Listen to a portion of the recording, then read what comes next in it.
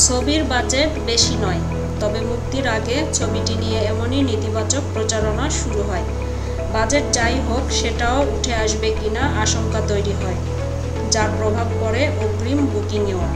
কিন্তু মুক্তির পর থেকে আমির খান অভিনীত ও প্রযোজিত সিতারে জামিন পার সিনেমাটির প্রশংসা করতে থাকেন দর্শকেরা। ধীরে ধীরে বাড়তে থাকে ছবির ব্যবসাও।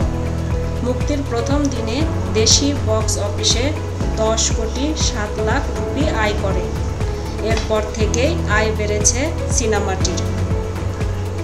গত শনিবার 20,02,00,000, রোববার 27,25,00,000, সোমবার কিছুটা কমে 8,05,00,000 এবং মঙ্গলবার ছবিটি আয় করেছে 8,05,00,000 বুধবার মুক্তির ষষ্ঠ দিনে 7,25,00,000 আয় করেছে সিনেমাটি।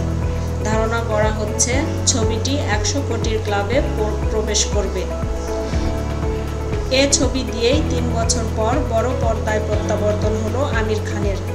2022 সালে লাল সিং চাড্ডার বক্স অফিস ব্যর্থতার পর নিজেকে গুটিয়ে রেখেছিলেন তিনি।